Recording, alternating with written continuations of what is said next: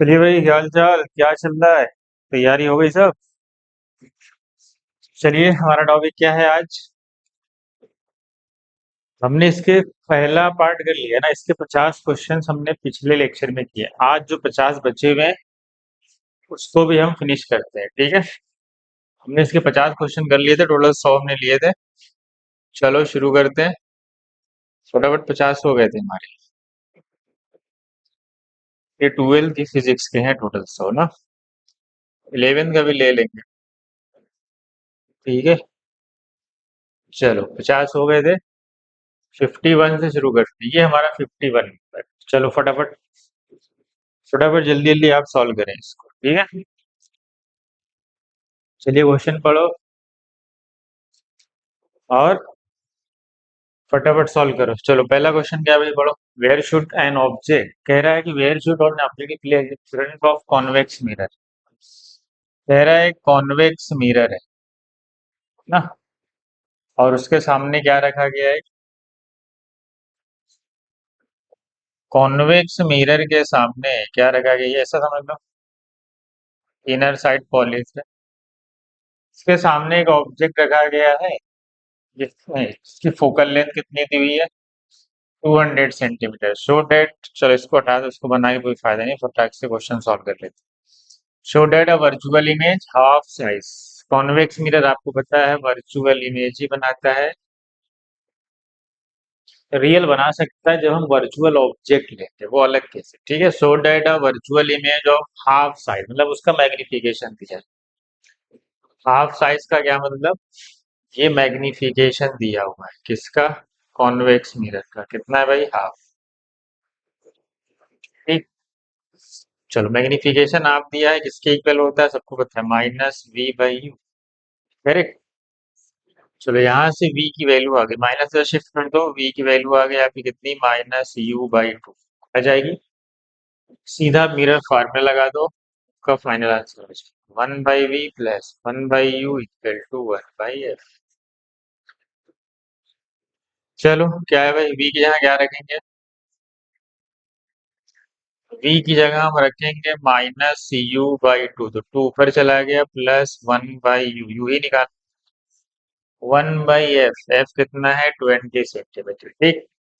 Denominator क्या है? Same है, माइनस ऊपर कर दो, -2 प्लस 1 कितना होगा? -1/u।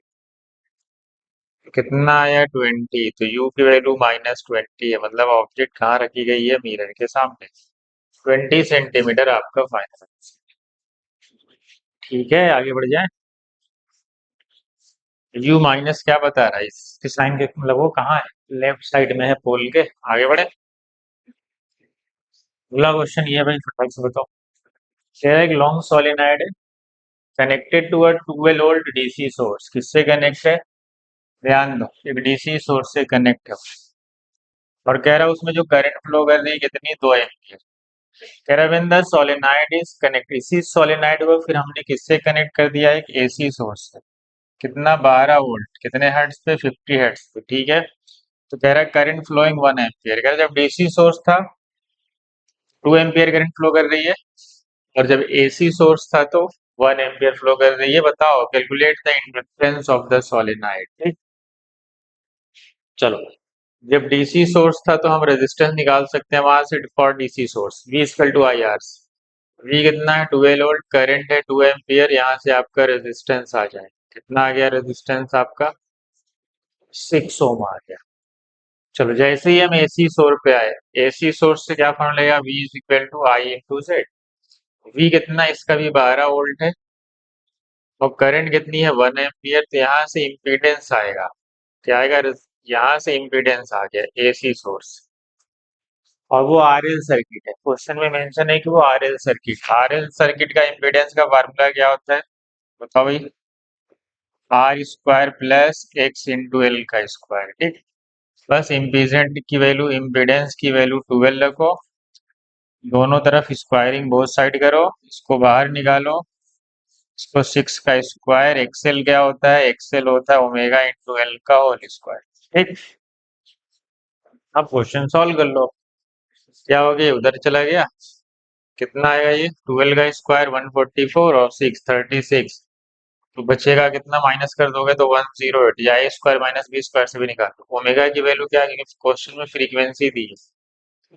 क्या दी है, फ्रीक्वेंसी 50 हर्ट्ज है, तो ओमेगा को चेंज कर लो, 2 पाई f इंटू एल का होल स्क्वायर, यहाँ से सॉल्व करो।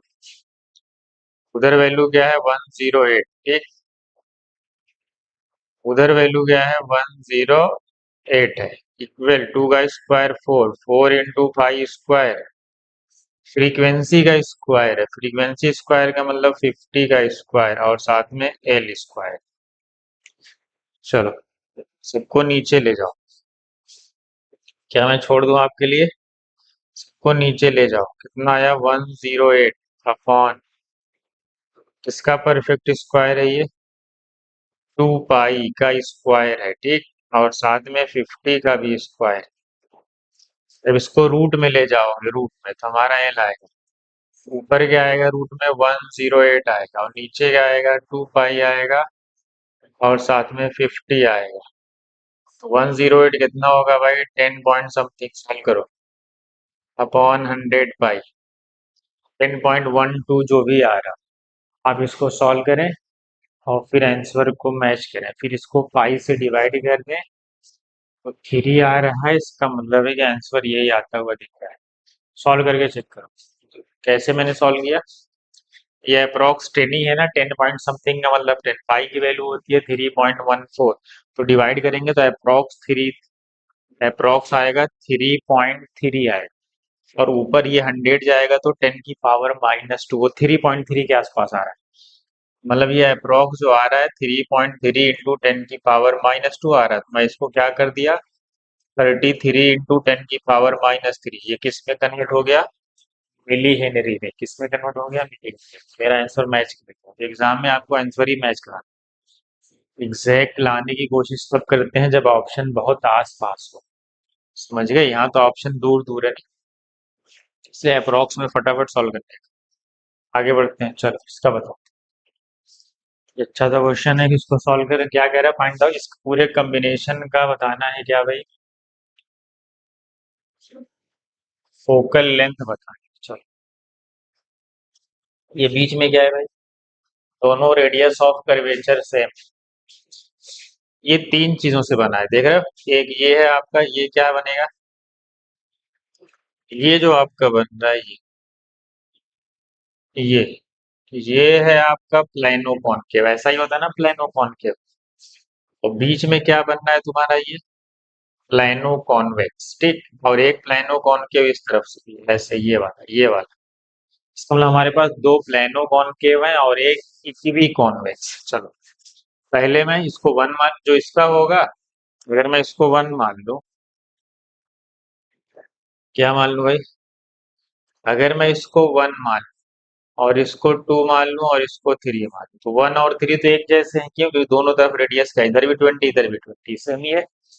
तो मेरा जो फार्मूला आएगा, अगर मैं 1/f1 निकालू, तो 1/f1 क्या होगा भाई, μ-1, ये प्लेनो कॉनकेव, प्लेनो कॉनकेव में माइनस लगा दो, कॉनकेव का फोकल लेंथ निगेटिव आएगा, पहले ही माइनस लगा दो, तो फिर क्या लिखो, μ-1, प्लेनो कॉनकेव है, तो 1/r। यही सेम फार्मूला होगा अगर ये प्लेनो कॉन्वेक्स होगा, तो बस माइनस हटा दे, समझ गए। 1/f2 क्या होगा, वो इक्वी कॉन्वेक्स है, कॉन्वेक्स होगा तो पॉजिटिव रहेगा, तो μ-1, और इक्वी कॉन्वेक्स है, दो रेडियस है, तो 2/r करते हैं बस। देखो प्लेनो कॉनकेव और प्लेनो कॉन्वेक्स में इतना ही फर्क है, माइनस प्लस का, ये बात। और इक्वी कॉनकेव और इक्वी कॉन्वेक्स में भी सिर्फ इतना ही फर्क है, यहाँ माइनस लगा देना, अगर वो इक्वी कॉनकेव रहा तो। ये इक्वी कॉन्वेक्स है, इसलिए यहाँ पे प्लस है, समझ गए। अब मैं नेट फोकल लेंथ निकालूंगा, पहले बताओ f1 कितना आया ये, सॉल्व करो, म्यू की वैल्यू है 1.5, 1.5 -1 हाफ आएगा, हाफ का मतलब रेडियस 20 है, तो 1/40 आ, म्यू माइनस हाफ, हाफ हटोगे तो रेडियस 1/20 आ। चलो यहाँ पे रखना है आपको, 1/f1 की वैल्यू है -1/40, 1/f2, और f1 और f3 सेम है, तो वो भी सेम लिखा जाएगा, -1/40 लिख लो। सॉल्व करो, इन दोनों को एक जैसा कर लो, तो कितना आया, 1/f, अरे गड़बड़ हो गया, गड़बड़ क्यों हुआ, क्योंकि यहाँ पे भी 1.6 है, ये कितना है भाई, यहाँ पे म्यू है 1.6। अभी मैं कहा कि जीरो कैसे आ रहा है, देख रहे हो थोड़ा सा यहाँ पे म्यू 1.6 है। तो यहाँ पे मुझे जब मैं 1.6 रखूंगा तो 1.6 माइनस वन आएगा 0.6। 0.6 इंटू टू मतलब 1.2/20 यार। मुझे यहाँ लिखना पड़ेगा 1.2/20, समझ गए? अब सही है। ये आया -1/20 और ये आया +1.2 क्योंकि दोनों ऐड हो जाएंगे ना माइनस माइनस का। कैलकुलेशन बहुत फास्ट होनी चाहिए आपकी। आया 0.2/20, कितना आ रहा है ये? हाँ, कितना आ रहा है ये? 1 बाई, डेसिमल हटा दो तो 1/100 आ रहा है। मेरा जो एफ नेट आ रहा है कितना आ रहा है? 100 सेंटीमीटर। ये फाइनल आंसर आ रहा है मेरा। ऑप्शन देख लेते हैं फट से। 100 सेंटीमीटर, 100 सेंटीमीटर का मतलब 1 मीटर। 1 मीटर का है भाई, ये है ऑप्शन। समझ गए? आगे बढ़ जाए? आया समझ में? ठीक है, आगे बढ़ते हैं। चलो, magnification produced by astronomical telescope for normal adjustment कितना है? नॉर्मल एडजस्टमेंट में कितना है? 20 है। And length of the telescope दिया हुआ है। कितना दिया हुआ है? 2.1। Magnification when the image is formed at the least distance of the distinct vision। बताओ क्या होगा? तो मैग्निफिकेशन तुम्हें क्या निकालना पड़ेगा? FO/FE।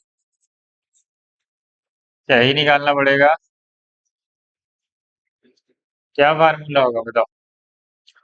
एस्ट्रोनॉमिकल टेलीस्कोप का for normal adjustment. Normal adjustment समझ रहे हो ना?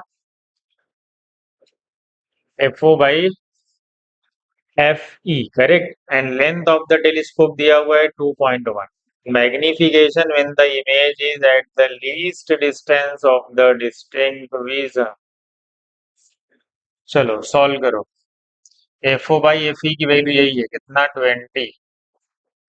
1 प्लस, अच्छा FE तुम्हें निकालना पड़ेगा और D की वैल्यू क्वेश्चन में दिया हुआ है कितना? 25। यहाँ पे रखोगे और सॉल्व करोगे मतलब 20 से ज्यादा आएगा। कॉमन सेंस क्या कहता है देखो, क्योंकि ये नॉर्मल एडजस्टमेंट है मतलब ये FO/FE है। ये क्वेश्चन में FO/FE दिया हुआ है 1 + FE/D। हमें पता है कि आंसर 20 से बड़ा आने वाला है। दिख रहा है ना यहाँ पे देखो। हम्म। और आपको लेंथ ऑफ द टेलीस्कोप दिया। आपको पहले क्या करना पड़ेगा भाई? FE के लिए आपको सॉल्व करना पड़ेगा। क्या निकाल के? D25 मान के, मतलब मिरर फार्मूला लगाओ और तब FE निकालो। समझ गए? टेलीस्कोप है ना, तो ऑब्जेक्टिव लेंस क्या होते हैं?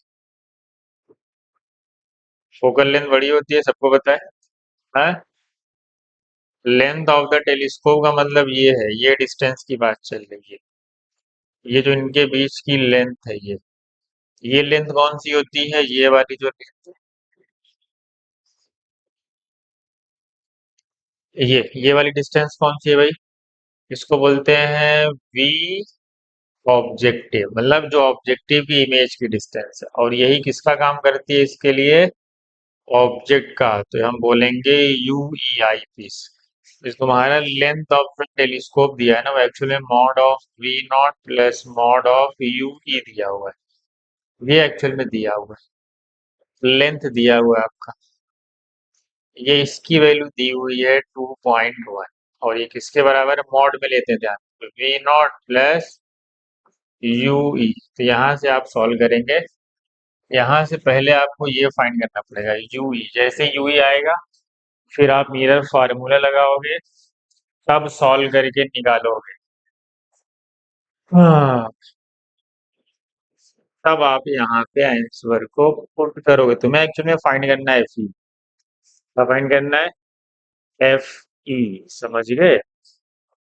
तो आप दो बार मिरर फार्मूला लगाए, एक बार ऑब्जेक्टिव के लिए, एक बार आईपीस के लिए। ठीक।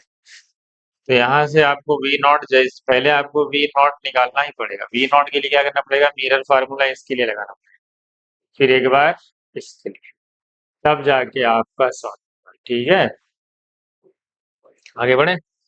आप सॉल्व करके मुझे फाइनल आंसर बताओ इसमें कौन सा है। ठीक है, 2 बार मेरे मैंने स्ट्रिंग दे दिया आपको कैसे सॉल्व करना है। ठीक है, ये वाला क्वेश्चन अगर आएगा तो थोड़ा लेंथी पड़ेगा ऐसा।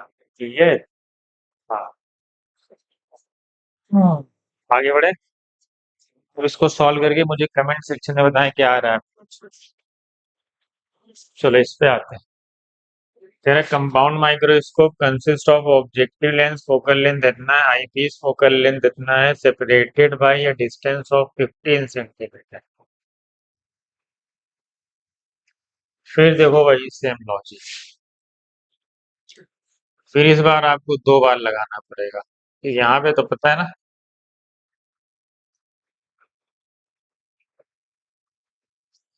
क्या है, कंपाउंड माइक्रोस्कोप है। हम्म, ऑब्जेक्टिव लेंस है कितना, ये जो लेंथ है ये आपको दिया हुआ है कितना भाई। फोकल लेंथ ऑब्जेक्टिव का दिया हुआ है 2 सेंटीमीटर, आई पीस का फोकल लेंथ ज्यादा होता है सबको पता है। कितना दिया हुआ है 6.25। दोनों के बीच की डिस्टेंस कितनी है देख रहे हो, ये भी सेम वही इसी लॉजिक से सॉल्व होने वाला है। इनके बीच की डिस्टेंस कितनी दी है, 15 सेंटीमीटर। ठीक, फिर क्या है, और क्या कह रहे हैं, बस कुछ नहीं, पूछ रहा है कि ऑब्जेक्ट को कहाँ रखा जाए, यही ना। कह रहा ऑब्जेक्ट को कहाँ पे रखें, ये हमसे यू पूछ रहा है, ये यू, ताकि जो इमेज है, जो इसकी इमेज बनेगी वो कहाँ बन रही है, फाइनल इमेज कहाँ बने, least distance of the distinct vision, मतलब एफ ई है, मतलब हमें वी दिया है, ये कहाँ पे बन रही है 25 सेंटीमीटर, और कहाँ बनेगी, सामने ही बनेगी, से यहाँ पे निगेटिव रखना पड़ेगा, ध्यान रखना साइन कन्वेंशन। मैं इसको थोड़ा बता देता हूँ, अब देखते हैं। देखो पहले इसके लिए मिरर फार्मूला लगाओ ऑब्जेक्टिव के लिए, तो हमसे एक्चुअल में यू नॉट ही पूछा है ना, क्या पूछा है। अगर मैं इसके लिए लगाऊं, इसके लिए पहले आई पीस के लिए लगाता हूँ, 1/v minus 1/u is equal to 1/f, किसके लिए लगा रहा हूँ मैं, आई पीस के लिए, ध्यान देना।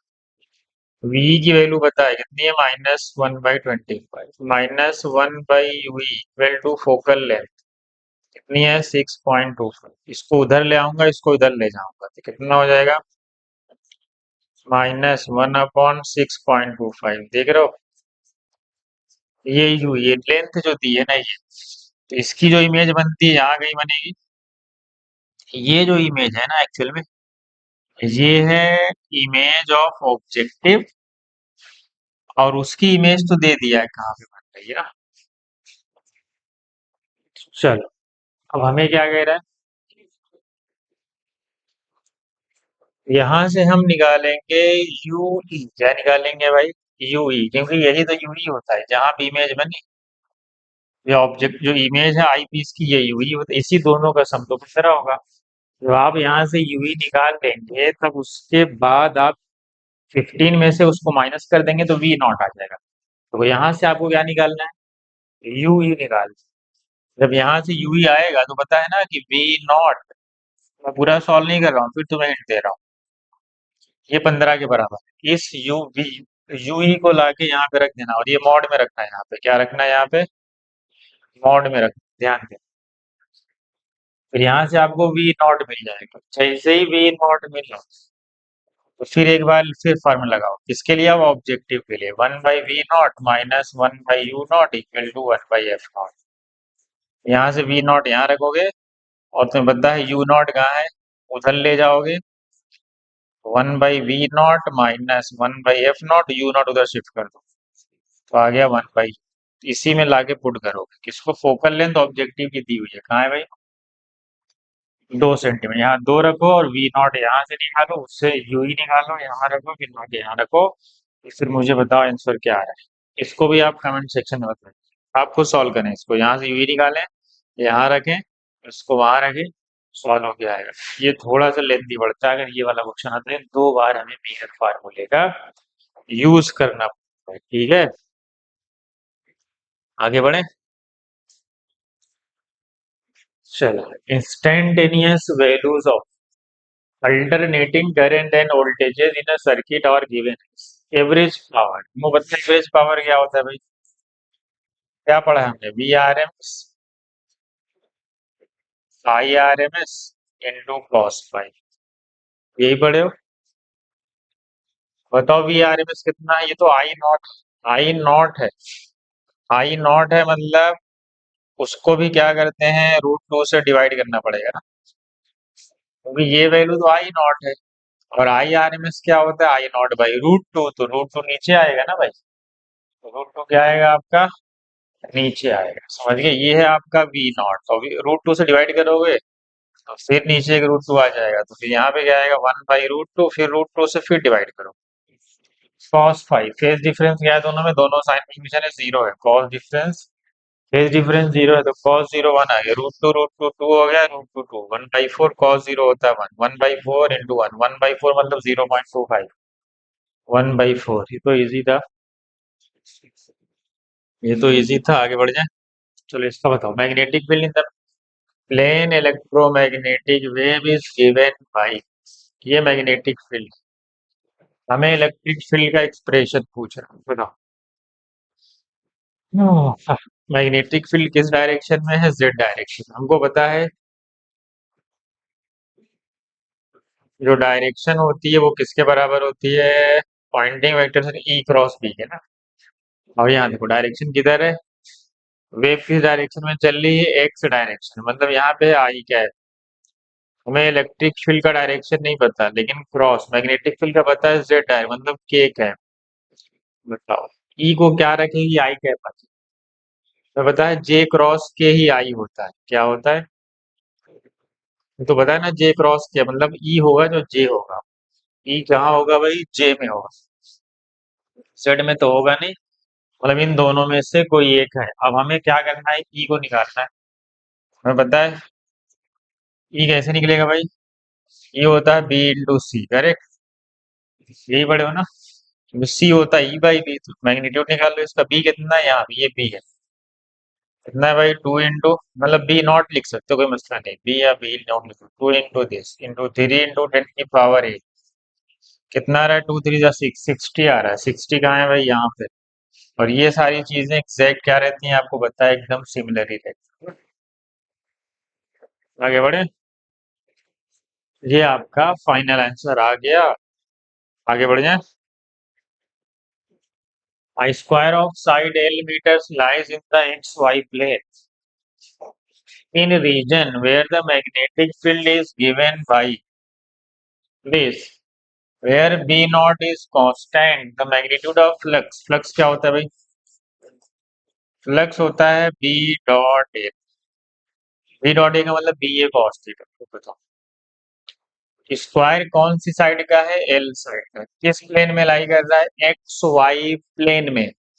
अगर उसका एरिया वेक्टर कहाँ होगा? परपेंडिकुलर टू द प्लेन, तो उसका जो एरिया वेक्टर होगा वो कहाँ होगा? वो एरिया वेक्टर होगा के कैप। के कैप का मतलब जेड डायरेक्शन में, ठीक? करेक्ट।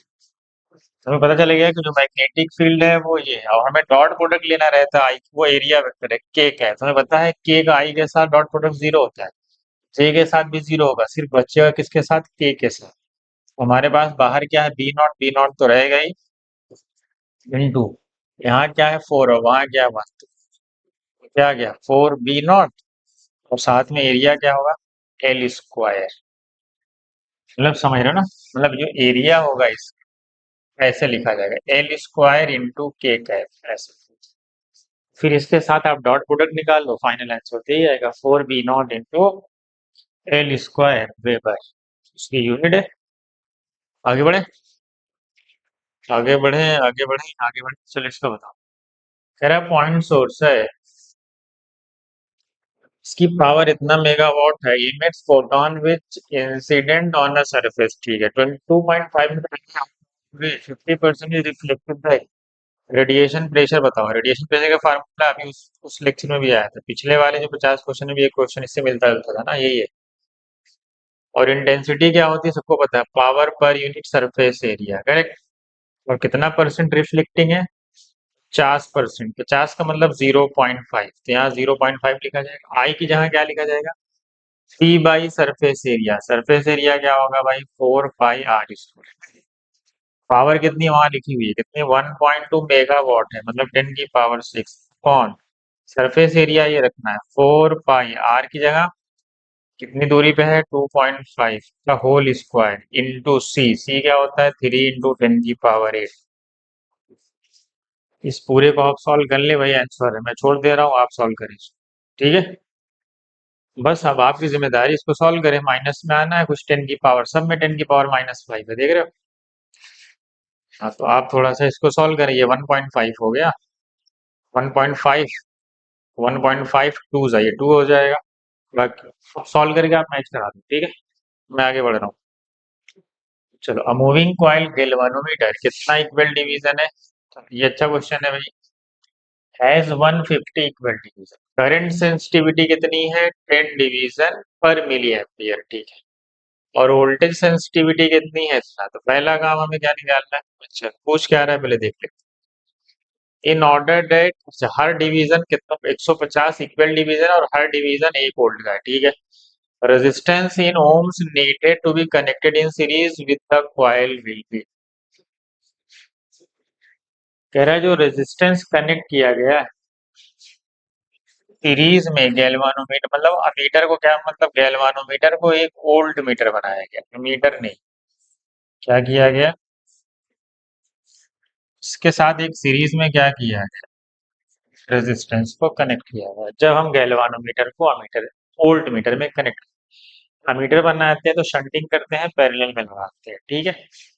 उसमें बेसाइड एक क्वेश्चन है। चलो, सबसे पहला काम क्या है, सबसे पहला काम जी निकालना है। जी क्या होता है, current sensitivity upon voltage sensitivity. ये बात, करंट सेंसिटिविटी कितनी, वहां देखो कितना डिवीजन है, 10 डिवीजन पर मिली एम्पियर। और वोल्टेज सेंसिटिविटी कितनी है, 2 डिवीजन 5 मिली एम्पियर। इसका रेजिस्टेंस एक्चुअली में 5 ओम, इसका, इसका। चलो, अब बताओ, जो V का फार्मूला होता है वो क्या होता है, I G into R plus T, यही ना, ये तो फार्मूला है। V G is equal to I G into R plus T. अब आई जी कैसे निकलेगा भाई, आई जी कैसे निकालोगे बताओ। कितना वोल्टेज है भाई, कितना वोल्टेज है, 150। कितना है, 150। वोल्टेज कितना है, 150। पहला काम है full scale deflection current measure, क्या मेजर करना, full scale deflection current, IG. IG क्या होगा भाई, वी अपॉन कितना है, करंट सेंसिटिविटी कितनी है, करंट सेंसिटिविटी कितनी है भाई, करंट सेंसिटिविटी आई एस, या आई एस लिख लो, ये फार्मूला है। करंट सेंसिटिविटी, यहाँ पे लिख लो करंट सेंसिटिविटी। चलो, अब आ जाए वी कितना है, 150 डिवीजन है, कितना है, 150 इंटू 1, क्योंकि एक तो एक ही, और करंट सेंसिटिविटी कितनी है, 10 डिवीजन पर मिली एम्पियर। पर मिली का मतलब ऊपर आएगा, मतलब ये मिली एम्पियर आएगा, तो 0 से 0 गया, 15 इंटू मिली एम्पियर मतलब 10 की पावर -3 एम्पियर। ये आपका आई जी, ये क्या है आपका आई जी। बस अब ला के यहाँ पे रखते हैं, वीजी कितना होगा, वीजी तो 150 ही है, आईजी कितना है, 15 इंटू 10 की पावर -3। आर कितना है निकालना है, और जी कितना है 5। सॉल्व करो, कितना आ रहा है, ये 15 टेंजा, -3 नीचे जाएगा ऊपर चला जाएगा, +4 हो जाएगा, +4 का मतलब 10,000 होता है, 10,000 +5। आर की वैल्यू 10,000 में से 5 कम कर दो, 9995। ये फाइनल आंसर, समझ गए, अच्छा क्वेश्चन था, बढ़िया क्वेश्चन है जो आ सकते हो। ये तरीका ना, पहले उसने जी निकलवाया, फिर आई जी निकालना पड़ा, तब जाके इस फार्मूले का हमें यूज करना पड़ा। आगे बढ़ जाएं? बताओ, समझ में आया ना? चलो आगे बढ़ते हैं। In an AC pure capacitor circuit has average power zero, सही बात है ना? प्योर सर्किट में भाई एवरेज पावर क्या होता है? जीरो। क्यों? क्योंकि वहां पे जो फेज डिफरेंस आता है वो कितने का रहता है? 90 का रहता है। पहला तो सही। करेक्ट, पहला तो सही है। Phase difference between current function end voltage function 90 degree for pure capacitor circuit. सही बात है ना, एक्सप्लेन भी कर रहा है। तभी तो एवरेज पावर जीरो है। फेज डिफरेंस कितने का है? 90 का है, तभी तो पावर डिफरेंस कॉस फाई क्या है? एवरेज पावर क्या होता है भाई? क्या फार्मूला में पढ़े थे? V R M S, I R M S into cos. और ये जब फाई जब 90 हो गया तो ये वह पूरा टर्म क्या हो जाएगा? कॉस 90 जीरो हो जाएगा। प्योर इंडक्टिव में भी जीरो आता है ना? चलो इसका बताओ क्या होगा भाई। कह रहा मैग्नेटिक फ्लक्स, ये फ्लक्स का रिलेशन है टी के साथ। ये किसका फंक्शन दिख रहा है? फ्लक्स जो दिख रहा है वो साइन थीटा का ग्राफ दिख रहा है ना? या साइन ओमेगा टी लिख दो, या साइन टी लिख लो, जैसा भी, सब चलेगा। इसका मतलब हमें पता है, हमें इंड्यूस ईएमएफ चाहिए। इंड्यूस ईएमएफ क्या होता है? Minus T five by D T. तो ई की फार्मूला क्या होगा भाई? ई क्या होगा? डी, जब इसको डिफरेंशिएट करोगे फाइव का तो क्या आएगा? साइन का डिफरेंशिएशन क्या होता है? साइन का डिफरेंशिएशन होता है कॉस, और साथ में आएगी साइन माइनस और ओमेगा। मतलब हमारा ग्राफ इसका दिखना चाहिए। ग्राफ हमें माइनस कॉस का दिखना चाहिए। माइनस कॉस का, ये तो साइन ही का ग्राफ। ये माइनस कॉस का नहीं, ये कॉस का ग्राफ ना? नहीं, ये कॉस का भी नहीं। ये कॉस स्क्वायर ओमेगा टी का, और ये साइन स्क्वायर ओमेगा टी का है। ये है सिर्फ कॉस ओमेगा टी, और ये है माइनस कॉस। माइनस कॉस का मतलब कॉस जीरो वन होता है। जब माइनस लगेगा तो माइनस वन से स्टार्ट करेगा। लेकिन जब ये जीरो हो जाएगा तो नीचे से ग्राफ चालू करेगा। ग्राफ कहाँ से चालू करेगा? ई बराबर जीरो पे कॉस जीरो वन, मतलब माइनस नीचे से चालू करेगा, मतलब ग्राफ नीचे से चालू करेगा। ये ग्राफ होता है ये पॉजिटिव कॉस। ये कॉस स्क्वायर ओमेगा टी है, ये साइन स्क्वायर ओमेगा टी है। साइन स्क्वायर ओमेगा टी का ग्राफ कैसा होता है? सारी वैल्यू जो नीचे है वो पॉजिटिव में चली जाती है ना, ग्राफ ऊपर हो जाता है। चलो आगे बढ़ो। इंडक्टिंग रॉड, इसको बताओ। यह एक कंडक्टिंग रॉड ए बी है जिसकी लेंथ एल है, projected on a frictionless horizontal plane. ठीक है, ये वी नॉट से चल रहा है। ये इधर इसकी वेलोसिटी दी हुई है, कितनी है भाई? V naught. ठीक। At any the velocity of rod after time T. कह रहा आफ्टर टाइम टी के बाद रॉड क्या होगा? क्या है इसमें? मोशनल ईएमएफ आता है, पता है ना? करंट फ्लो करती है ड्यू टू चार्ज की वजह से। इसमें मोशनल ईएमएफ आता है क्या होता है भाई? B L B. तो इस पे एक फोर्स काम करने लगती है, इसको हम क्या बोलते हैं? I L cross B. या आई एल बी साइन। अब देखो, लेफ्ट हैंड थंब रूल से हमें क्या करते हैं? पोटेंशियल जनरेट होता है तो करंट फ्लो करती है ऐसे। आई, आई करंट क्या हो रही है इसमें? करंट फ्लो कर रही है। हम क्या करते हैं भाई? इस ये फोर्स की डायरेक्शन बताती है, ये फील्ड की और ये करंट की। फील्ड कहाँ है? अंदर है। करंट ऐसे है ना? थंब किधर जा रहा है? ऐसे। तो इस पे फोर्स कहाँ लग रही है? लेफ्ट। फोर्स लेफ्ट में ही लगती है, आपने ही पढ़ा होगा। लेफ्ट हैंड थंब रूल से आप निकाल सकते हैं। समझ गए? चलो, अब फोर्स पीछे लग रही है, वो आगे चल रहा है, मतलब उस पर रिटार्ड हो रहा है। मतलब अगर फोर्स उसको रोक रही होगी ना, तब एक रिटार्डिंग फोर्स का काम होगा इसके लिए। मतलब जो फाइनल वेलोसिटी होगी, इसका मतलब वो V not minus A T होगी। मतलब वेलोसिटी टाइम के साथ क्या हो रही होगी? घट रही होगी। इसका मतलब ये हुआ कि जो वी नॉट है वो बड़ा होगा किससे? वी से। इनिशियल वेलोसिटी ज्यादा होगी, फाइनल कम होगी, क्योंकि फोर्स उसको रोक रहा है, रिटार्ड कर रहा है। आगे बढ़े। कह रहा है इन वाई डी एस सी। कह रहा है म्यू इतना है, ठीक है। कह रहा है कि वाई डी एस सी में क्या किया गया है भाई? फिर एक स्लिट के आगे हमने क्या रख दिया, एक मीडियम इंट्रोड्यूस कर दिया, थिन फिल्म का। सेंट्रल फ्रिंज इज फाउंड, मतलब जो पहले आपका सेंट्रल मैक्सिमा था, वो क्योंकि तुम्हें पता है कि वो शिफ्ट हो गया है, कहाँ शिफ्ट हो गया है, जहां पे टेंथ ब्राइट था, जहां पे टेंथ ब्राइट था वहां पे वो शिफ्ट हो गया। हमसे पूछा गया है कि बताओ वेवलेंथ ऑफ द लाइट, हमें पता है ना, mu minus one into T, इसी का यूज कर लेते हैं, एन है।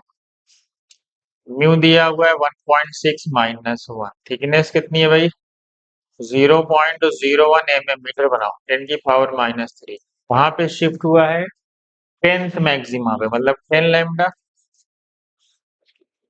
तो यहाँ से क्या आएगा 0.6 इंटू, यहाँ से क्या आएगा 10 की पावर -5 इक्वल टू 10, नीचे आएगा ऊपर ले जाओ, 0.6 इंटू 10 की पावर -6, ये मीटर में आ रहा है। तो ऑप्शन देखते हैं किसमें, एंगस्ट्रम में। एंगस्ट्रम होता है 10 की पावर -10, तो इसमें 4 माइनस बढ़ाओगे तो इसको चार, 4 जीरो से मल्टीप्लाई करना पड़ेगा, तो मतलब ये 6000 आएगा। एक जीरो डेसिमल हटाएगा, बाकी तीन उसमें अटैच हो जाए। चलो इसका बता, ये भी आसान। मैग्नेटिक फोर्स का फार्मूला बताओ भाई, क्योंकि मैग्नेटिक फोर्स लिखा हुआ है, चार्ज पार्टिकल पे लग रहा है, चार्ज -2 माइक्रो कूलम्ब है, magnetic field 2 tesla, acting in plus Y direction when the particle velocity दिया हुआ है। तो कह रहा है बताओ फोर्स, बताओ क्या फार्मूला होता है, Q into V cross B, यही ना। ठीक, चार्ज कितना है -2 माइक्रो कूलम्ब, तो -6 कूलम्ब हो गया। चलो क्रॉस प्रोडक्ट कर, मैग्नेटिक फील्ड किधर है भाई, मैग्नेटिक फील्ड है वाई डायरेक्शन में, कितना है 2 टेस्ला है, और वेलोसिटी कितनी है 2I+3J, इसका क्रॉस प्रोडक्ट करना है किसके साथ, प्लस वाई में, मतलब वो 2J कैप है ना, वेलोसिटी क्या ली जाएगी। चलो सॉल्व करो, और साथ में क्या लगा हुआ है इधर, 10 की पावर 6 भी है, मतलब साथ में 10 की पावर 6 भी लेना है। ठीक है, तो क्या होने वाला है, ये मल्टीप्लाई में तो पता है ना, ये एडजस्ट होके हट जाएंगे, ठीक है, तो इधर से -2 मिला, ये तो -2 रहेगा। चलो आई क्रॉस जे क्या होता है, के होता है, तो 2 2 ज़ा 4 के कैप, और जे क्रॉस जे तो 0 हो जाए, तो 2 4 ज़ा 8, कितना है भाई -8 के कैप, मतलब 8 न्यूटन है निगेटिव जेड डायरेक्शन। कहाँ है ये, ठीक है, आगे बढ़ो, फटाफट सॉल्व करो, इसको बताओ। मेरा एक galvanometer having a coil resistance इतना shows full scale deflection when a current of 1 ampere passes through it, it can be converted into an ammeter to read the currents up to 5 ampere by। अब क्या कह रहा है, हमें पता है कि जब हम गैल्वानोमीटर को कन्वर्ट करते हैं एमीटर में, तो हमें एक रेजिस्टेंस लगाना पड़ता है पैरेलल में, जिसको हम शंटिंग भी कह सकते हैं। ठीक, इसको हमने आर, करंट यहाँ से निकली कितनी 5 एम्पीयर, गैल्वानोमीटर में करंट दी 1 एम्पीयर, तो इधर कितनी गई पता है सबको, 4 एम्पीयर। ठीक है, और इसके रेजिस्टेंस को हम क्या बोलते हैं, आर जी, कितना दिया हुआ है 60 ओम।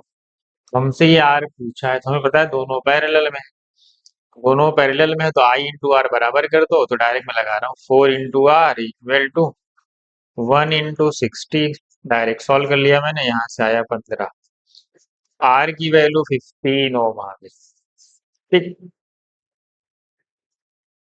हाँ डायरेक्ट लगा लिया मैंने, पोटेंशियल बराबर करके पैरेलल में लगाएंगे, connected in, connecting 15 ohm in parallel, कौन सा ऑप्शन है पहले। ठीक है, आगे बढ़े, अगला क्वेश्चन ये है आपका। चलो पढ़ो इसको एक बार, बताओ क्या, मैग्नेटिक फील्ड में है, मैग्नेट सस्पेंडेड है, टाइम पीरियड का फार्मूला बताओ। 2 पाई क्या होता है भाई, I/M भी, यही होता है, ये फार्मूला पढ़ा आपने। ठीक है, if it is cut into two equal, कह रहा है कि एक मैग्नेट था, मान लो उसकी लेंथ है, ठीक, और इसकी पोल स्ट्रेंथ एम होती है मान लो, तो इसका जो मैग्नेटिक मोमेंट होगा वो क्या होगा, एम इंटू एल, ये इनिशियल मान लेते हैं, ठीक। तो वो कट नहीं दिया, एम क्या उसकी पोल स्ट्रेंथ है, ठीक। If it is cut into two equal parts, कह रहा है उसको दो इक्वल पार्ट में तुमने क्या किया, छोटा छोटा कट कर दिया। ठीक है, perpendicular and one part is suspend, फिर इसको एक, जैसे ये सस्पेंड था उसी तरह भी सिर्फ इस पार्ट को फील्ड में, मैग्नेटिक फील्ड में सस्पेंड किया गया, एक पार्ट को सिर्फ। अब बताइए लेंथ कितनी होगी, L by. Pole strength cut करने पे चेंज नहीं, पोल स्ट्रेंथ अब भी वही रहती है, ठीक। पता है आपको, तो मैग्नेटिक मोमेंट क्या आएगा इसको, M into L by two. मतलब जो नया मेरा एम डैश मान लेता हूँ वो किसके बराबर हो गया, पहले एम कितना था, एम एल के बराबर, अब कितना हो गया, एम एल बाई टू, मतलब अब एम बाई टू हो गया, ठीक। अच्छा बताओ, मोमेंट ऑफ इनर्शिया पहले क्या था, मान लो पहले इसका मोमेंट ऑफ इनर्शिया था M L rod, M L square by two L, about C G निकालते हैं, ठीक है। अब क्या हो जाए, अब जो नया मोमेंट ऑफ इनर्शिया होगा, जब उसको आधा कर दिए तो मास भी क्या हो गया होगा, आधा, सबको पता है। अभी रॉड को आधा कर दी तो मास भी आधा होगा, लेंथ तो आधी हो ही गई है, एल बाई टू का whole square upon two L. अब देखो, पहले moment of inertia M L square by two L था, अब कितना है, M L square by two L तो है ही साथ में, और क्या है साथ में, टू भी है और टू फोर एट, साथ में वन बाई एट, मतलब जो नया मोमेंट ऑफ इनर्शिया है वो आई बाई एट, ठीक। अब मैं नया टाइम पीरियड निकाल रहा हूँ, टी डैश क्या होता है भाई, two pi under root I dash upon, I dash की यहाँ मैं क्या लिखूंगा, आई बाई एट, एट नीचे आ जाए, मैग्नेटिक मोमेंट को मैं क्या लिखूंगा, एम बाई टू, और साथ में बी लिखूंगा, टू फोर जा एट। तो मैं अगर इस फोर को बाहर निकाल लूँ तो फोर को बाहर निकालूंगा तो हाफ बाहर आ जाएगा, और साथ में बचा गया two pi I by M B, जो पहला वाला टाइम पीरियड था, मतलब टाइम पीरियड पहले से क्या हो गया, जस्ट हाफ। पहले कितना था, 4 सेकंड था, उसका आधा हो गया, आधा हो गया मतलब 2 सेकंड, ठीक है। ये भी अच्छा क्वेश्चन था, आगे बढ़ते हैं। इसको बताओ, radius of a circular loop placed in a perpendicular uniform magnetic field is increasing at a constant rate of, मतलब जो मैग्नेटिक फील्ड है वो इंक्रीज कर रही है, कितने से, at a constant rate of r naught if at any stand radius of the loop is r, then the induced EMF, ठीक है। इंड्यूस में फॉर्मूला बताओ भाई, minus D phi by D T, ठीक है, यही होता है। चलो, minus D by D T, phi क्या होता है, बी इंटू एरिया, एरिया क्या होता है भाई, एरिया उसका क्या होगा, pi R square, B constant, B बाहर आ जाए, बी बाहर ले लिया, फाई भी कांस्टेंट, फाई भी बाहर, तो आर वेरी कर रहा है, रेडियस वेरी कर रहा है, उसको डिफरेंशिएट करो तो two R into D R by D T, ठीक है। और क्वेश्चन में D R by D T दिया हुआ है, कितना दिया हुआ है, आर नॉट, यही तो है देखो, मीटर पर सेकेंड, ये मीटर है और ये टाइम है पर सेकेंड, तो क्या आ गया, minus B into pi into two R, और साथ में आर नॉट। ऑप्शन ढूंढो कौन सा है, minus two B pi R into R not, हमारा आंसर है छो। ये तो वैसे भी देखोगे तो डायमेंशनली भी इनकरेक्ट ना। चलो आगे बढ़ो, बहुत सारी चीजें डायमेंशन से भी क्रॉस चेक हो जाती है, ठीक है, तो इसलिए डायमेंशन बहुत इंपॉर्टेंट चीज है। When an electric dipole is placed in uniform electric field, पढ़े भाई, net force on it will be zero, सही बात है। अगर हम किसी यूनिफॉर्म फील्ड में डाइपोल को रखेंगे, डाइपोल क्या होता है भाई, एक माइनस क्यू चार्ज, अगर मान लो फील्ड इस डायरेक्शन, मान लो फील्ड तो किसी डायरेक्शन में होगी, तो पॉजिटिव चार्ज में फोर्स उधर ही लगता है और नेगेटिव चार्ज में फोर्स अपोजिट, तो पहला तो सही। सबको पता है नेट फोर्स जीरो ही होती है यूनिफॉर्म पे। Force on the constituent charges of the dipole will be equal and opposite when it is uniform field, सही बात, क्योंकि दोनों में फोर्स कहाँ लग रही है, इक्वल एंड अपोजिट ही तो लग रही है, सेम फोर्स, तभी तो जीरो है नेट फोर्स। चल, ये तो इजी था, आगे बढ़ते हैं। इसका बता दो। एरिया का क्वेश्चन है परमानेंट मैग्नेट। परमानेंट मैग्नेट का क्या होता है भाई? परमानेंट मैग्नेट की खासियत क्या है? रिटेंसिविटी एंड कोरिसिविटी।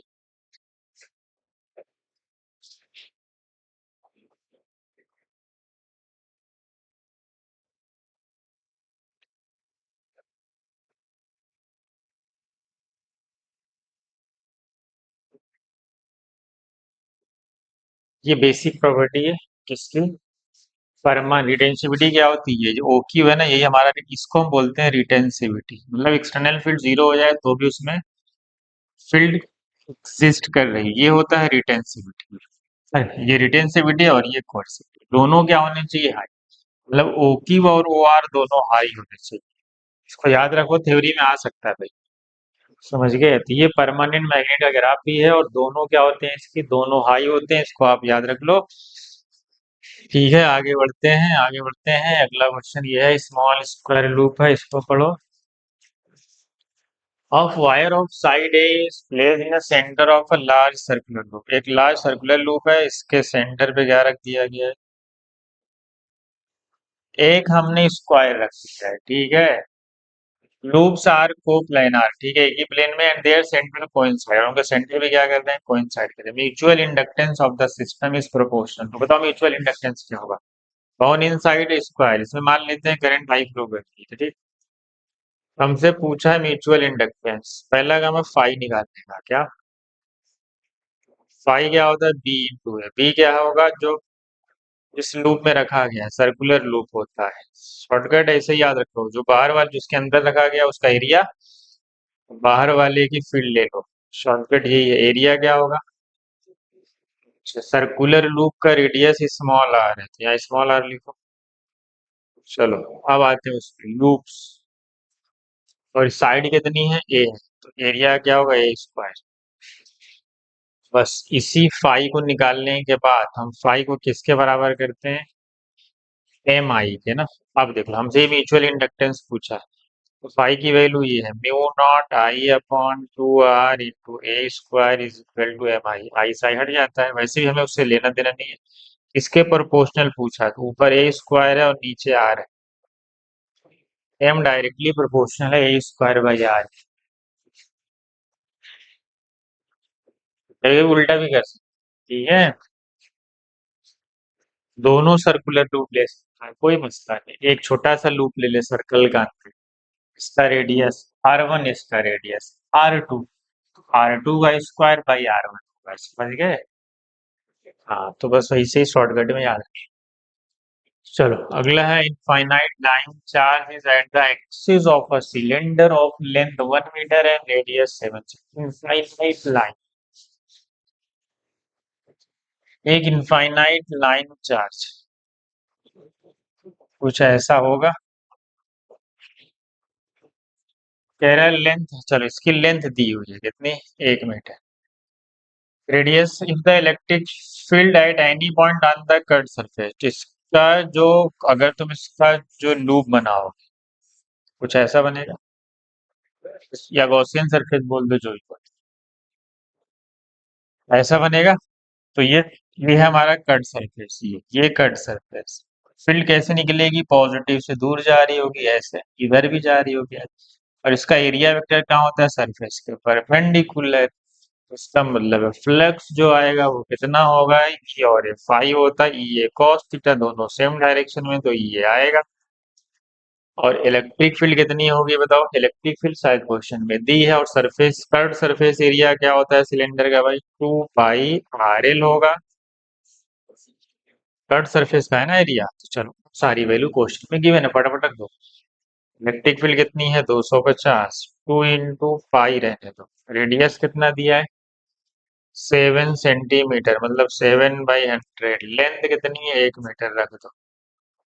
कितने से डिवाइड करोगे? ये कितना हो जाएगा? 500। ये 100, 100 5 500, 35 इंटू 5। इसको आप मल्टीप्लाई कर लें, आंसर आ जाए 3.14, मतलब 3.2। 3 बजे 15। हम्म पहला आ रहा है या सॉल्व करके चेक करो, पहला ही आ रहा है शायद। पहला ही मैच कर रहा है आंसर, सॉल्व कर लें आप फटाफट आगे बढ़ते हैं। चलो इसको बताओ। Figure shows the variation of electric field intensity along the x-axis just varies with electric field और distance के साथ vary कर रही है। What is the potential difference between points? कहाँ के कहाँ तक भी? यहाँ से यहाँ, यही ना। आपने इलेक्ट्रिक फील्ड का फार्मूला पढ़ा है, E is equal to minus dV by dx। तो dV क्या होगा? Minus E dot dx। अब कहाँ से कहाँ तक? जहाँ से जहाँ तक दिया है। तो इसका मतलब क्या होता है? अगर वो ग्राफ बना हुआ है ई और एक्स का, तो एरिया ऑफ द कर्व कहाँ से कहाँ तक? Area of the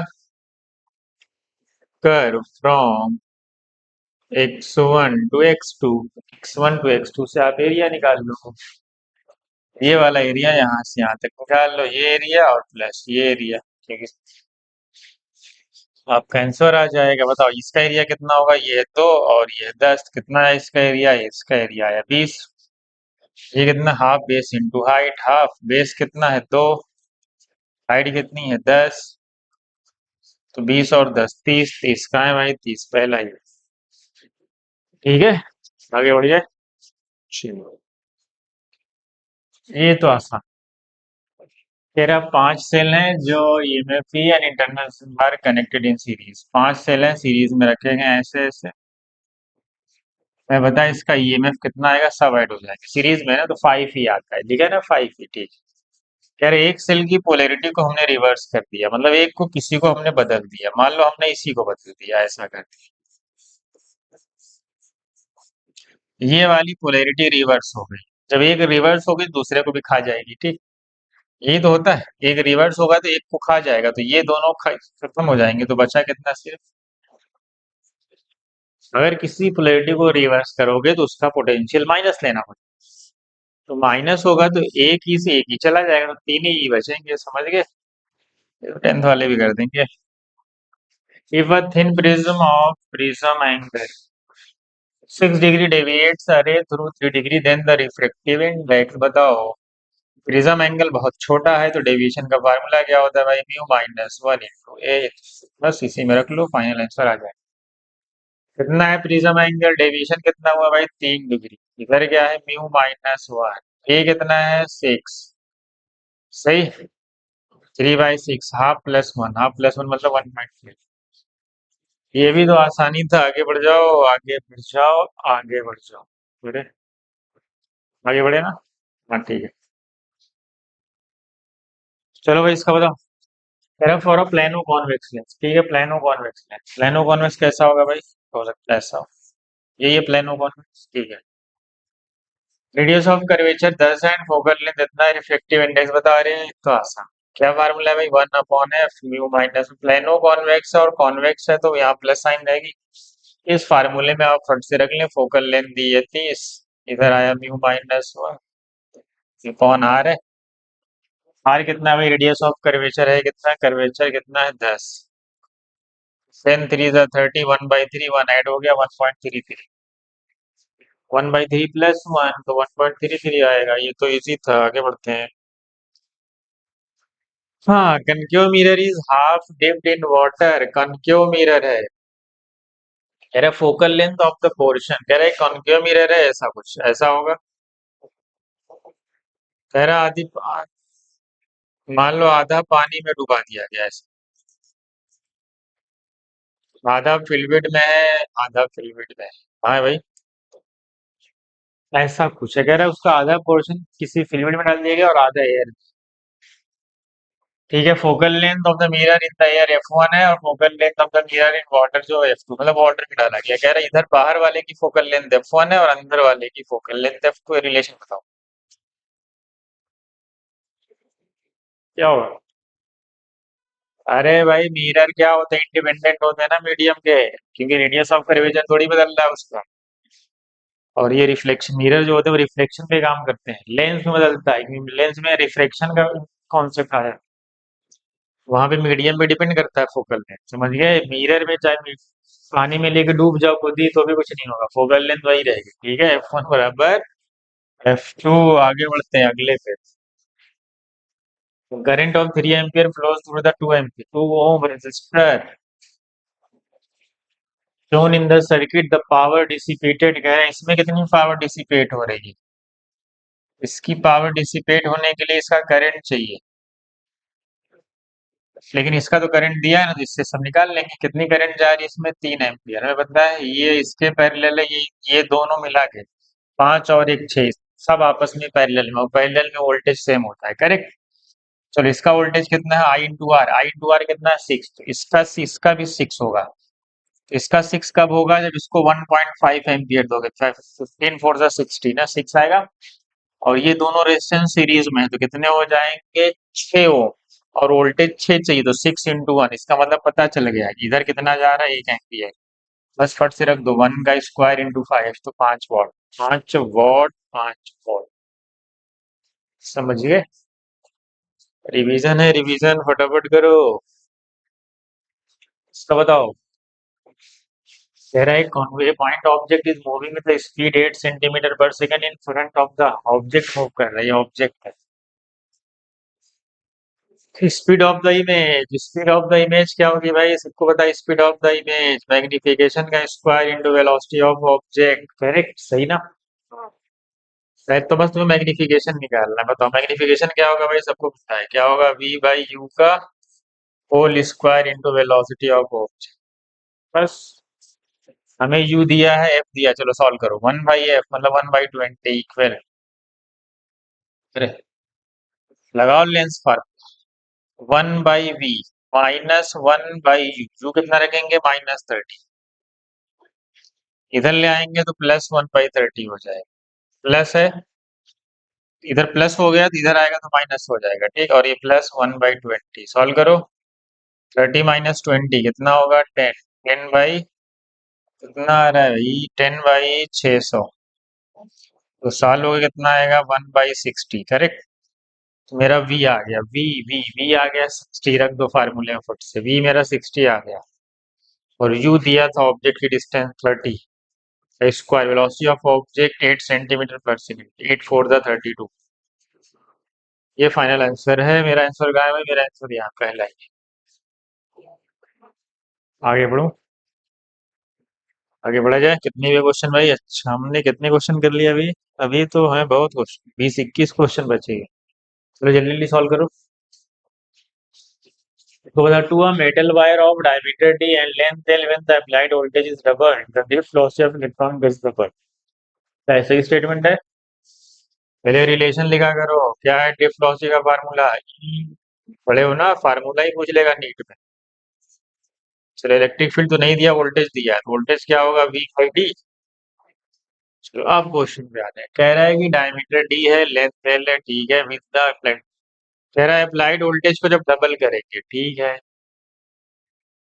drift velocity भी डबल हो जाए, सही तो है। ड्रिफ्ट वेलोसिटी डायरेक्टली प्रोपोर्शनल आ रही है वोल्टेज के, किसके, वेलोसिटी वोल्टेज के, पहला सही। कह रहा फॉर अ कांस्टेंट करंट, ठीक है, drift velocity is directly proportional to the area of cross section of the conducting wire.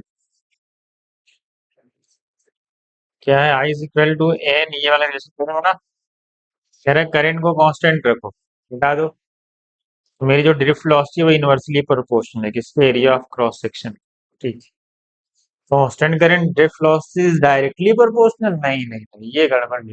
ये जो लिखा है ना, ये यही तो रॉन्ग है, इसका मतलब ये रॉन्ग है। पहला करेक्ट, रीजन फॉल्स, कौन सा है भाई, second. Assertion true, reason false. आगे बढ़ जाऊं, ठीक है आगे बढ़ते हैं।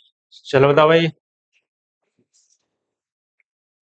इसका बता दो। कह रहा है कि अगर कॉन्वेक्स लेंस ग्लास का है, उसको किसी मीडियम में डाला गया है तो उसकी पावर घटती है। सही बात है, सही बात है कि नहीं। 1/f को ही पावर बोलते हैं, पी लिख लो चाहे तो। क्या फार्मूला है, mu glass upon mu water, जिस मीडियम में डाले -1, यही ना।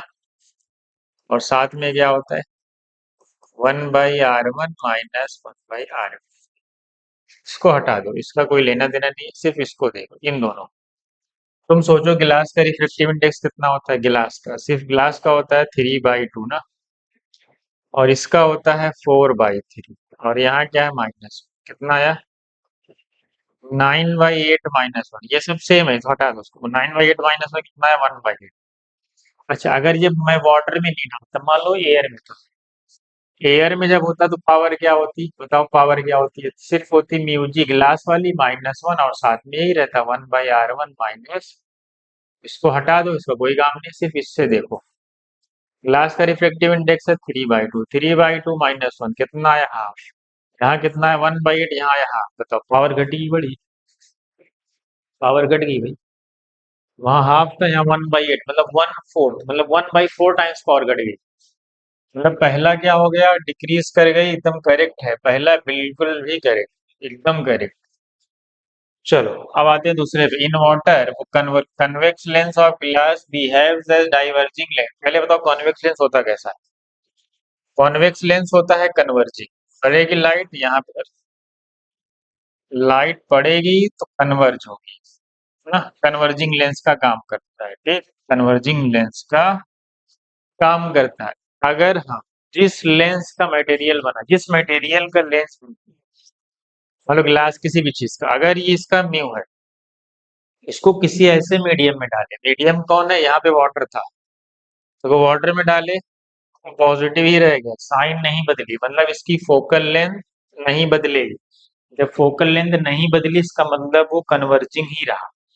तब बदल जाएगा वो जब उसको किसी ऐसे मीडियम में डाल दिए जिसका रिफ्रेक्टिव इंडेक्स उसके मटेरियल खुद से ज्यादा हो। इसका मतलब है कि तब ये जब ये वैल्यू ज्यादा हो जाएगी डिनोमिनेटर में, तो ये माइनस में आ जाएगा। जैसे ही माइनस में आया मतलब वो अगर कॉन्वेक्स रहा तो कॉन्केव की तरह काम करने लगेगा, और कॉन्केव रहा तो कॉन्वेक्स की तरह काम करने लगेगा, मतलब उसका नेचर बदल जाएगा।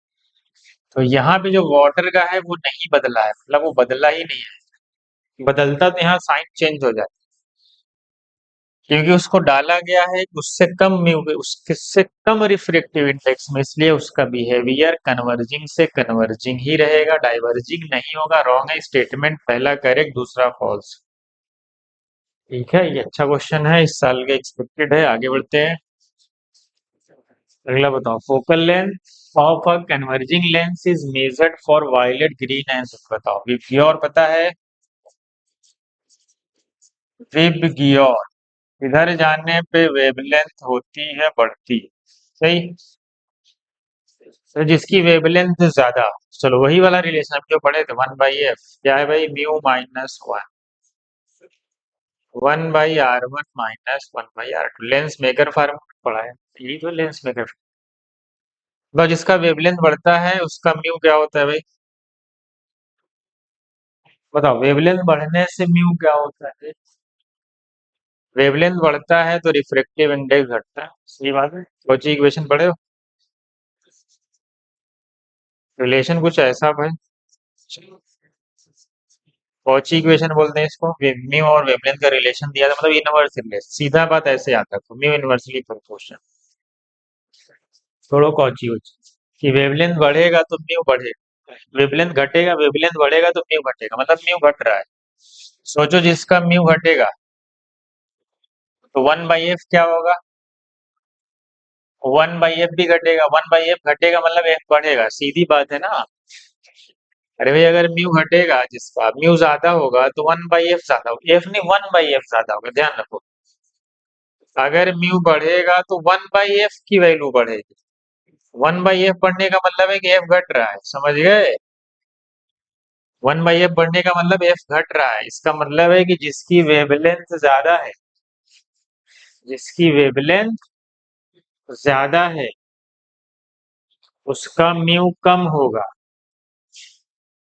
और उसका म्यू कम होगा तो जिसका म्यू कम होगा उसकी फोकल लेंथ ज्यादा होगी।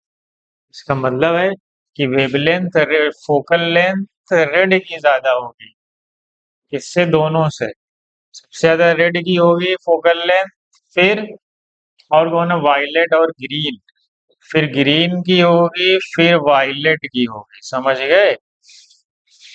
समझे ना रिलेशन? देखो, म्यू बढ़ेगा तो 1/f घट 1/f, म्यू बढ़ेगा तो 1/f भी बढ़ेगा क्योंकि ये पूरा बढ़ेगा। म्यू बढ़ेगा तो ये पूरा टर्म बढ़ जाएगा, ये बढ़ेगा तो 1/f बढ़ जाएगा लेकिन f घट जाएगा। हमें पता है म्यू किसका ज्यादा है, जिसकी वेवलेंथ ज्यादा उसका म्यू कम, तो रेड की म्यू कम है तो फोकल लेंथ ज्यादा होगी, सीधी बात, समझ गए? आगे बढ़ते, चलो इसका बताओ। ये तो आसान सा क्वेश्चन है। Minimum magnifying power of a telescope मतलब एफ नॉट बाई एफ, यही तो मिनिमम है। कह रहे जब focal length of eye lens को आधा कर दें, जब इसको आधा करेंगे तो ऊपर 2 हो जाएगा, जस्ट डबल हो जाएगा, ये तो आसान है। ये तो, पर यहाँ बोला है मिनिमम, मिनिमम का मतलब नॉर्मल विजन से देख रहा है अप टू इन्फिनिटी तक ना। चलो अगला क्वेश्चन ये है, कह रहा है battery of EMF 10 volt is connected with the load of resistance 50 ओम, ठीक है। The total power delivered by the battery is 2 what. कह रहा है कि अगर एक बैटरी है 10 वोल्ट की, एक लोड रेजिस्टेंस 50 ओम से कनेक्ट कर दिया गया है, तो जो टोटल पावर डिलीवर है वो 2 वॉट। कितना है? कह रहा है if load resistance is replaced by R, कह रहा है उस लोड रेजिस्टेंस 50 ओम को हमने रिप्लेस करके आर कर दिया, क्या कर दिया? आर। तो पावर डिलीवर्ड कह रहा है तब जो पावर डिलीवर्ड है वो 4 वॉट है। कितना है? तो कह रहा है वैल्यू ऑफ आर बताओ। बताओ क्या हो? पावर बढ़ रही है तो रेजिस्टेंस घटा होगा, तो क्लियर है, वैसे सभी घटे हैं देखो। चलो पहले वाले केस में अगर निकालो, केस 1 वाले, पावर कितनी है भाई? पावर है वी आई, तो यहाँ से हमारा पावर कितना है? Power power 2 watt, voltage 10 volt into current I, I कितना आया? आई आया 1/5, ठीक। अब तुम चाहे तो पावर निकाल सकते हो, आई स्क्वायर आर करोगे तो यही आता हुआ दिख रहा है, 2 ही वॉट आ रहा है। मैं दूसरे केस पे आता हूँ सीधा, जो हमसे पूछा गया। पावर कितनी मिल रही है? 4 वॉट, 4 वॉट है, सीधा मैं पी स्क्वल टू वी आई लगा देता हूँ। पावर कितनी है? 4, वोल्टेज उतना ही है, 10 ही वोल्ट से कनेक्ट किया गया, यहाँ से आई की वैल्यू आ गई, कितनी आ गई भाई? 2/5। तो मैं सीधा फार्मूला, पावर का क्या होता है भाई? आई स्क्वायर इंटू आर। पावर कितनी है हमारी? 4 वोल्ट, आई स्क्वायर मतलब 2/5 का होल स्क्वायर इंटू आर, 100/4। तो आर की वैल्यू कितनी आ रही है? 25 ओम। आगे बढ़ जाए। कंपाउंड माइक्रोस्कोप इंटरमीडिएट इमेज कैसी बनती है बताओ भाई? जो इंटरमीडिएट इमेज बनती है वो कैसी बनती है कंपाउंड माइक्रोस्कोप में? Real, inverted and magnified. याद रखो थ्योरी, ठीक है। आगे बढ़ो, इसका बताओ। कह रहा है ना isosceles prism of angle A 30 degree has one of its surface silvered, light rays falling at an angle of 60 दिख रहा है, ठीक है, on first surface then retrace after reflection from the silvered surface। कह रहा लाइट यहाँ से पड़ने के बाद जब यहाँ पे पड़ी तो कह रहा है वो ना बात क्या कर ली? रिट्रेस कर ली। रिट्रेस कब करेगी? जब वो 90 पे टकराई होगी एकदम सीधा। सोचिए एक ट्रायंगल बन गया, ये 90 ये 30 है, तो ये 60 होगा, ये 30 होगा। तो ध्यान दो, अगर कोई लाइट अपना पाथ रिट्रेस करती है, जो एंगल ए होगा वही R1 होगा, इसको याद रख लो, वो भी 30 ही होगा। मतलब ये 30 है, अगर वो पाथ रिट्रेस कर रहा है तो ये भी कितना होगा? यही तो R1 है तुम्हारा, 30 होगा। डायरेक्ट इसने इसला लगा दो, बाहर 1 है, 1 × sin 60 is equal to mu into sin 30। sin 60 कितना होता है? √3/2। म्यू इंटू sin 30 होता है हाफ, 2 से 2 हटा दो, म्यू की वैल्यू √3 मतलब 1.732। आगे बढ़े। इस ये तो थ्योरी का क्वेश्चन है, देख के बता दो भाई। रिंग पे बताओ फील्ड कहाँ मैक्सिमम होती है? सबको पता है। कहाँ मैक्सिमम होती है भाई फील्ड?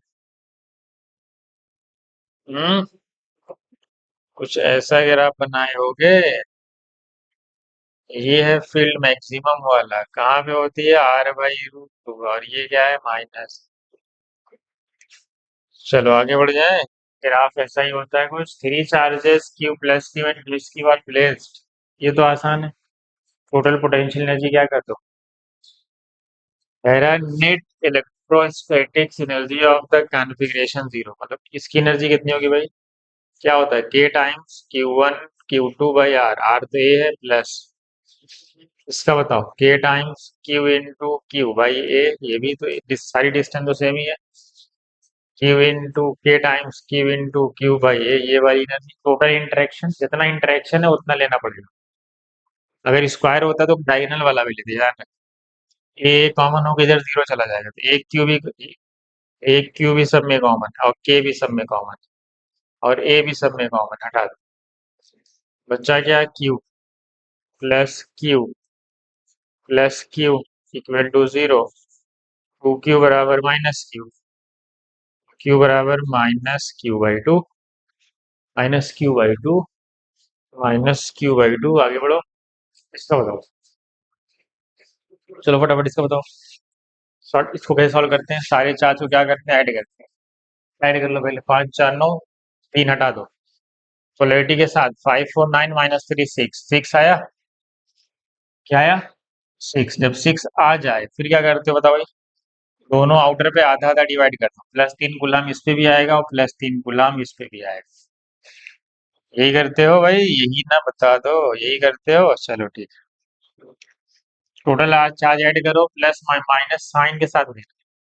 फिर दोनों आउटर सरफेस पे, जो आउटर प्लेट है उन पे आधा आधा डिवाइड कर दो। 6 बचे थे तो 3 इधर 3 इधर। अब हमें पता है इस पूरे प्लेट पे नेट -3 चाहिए।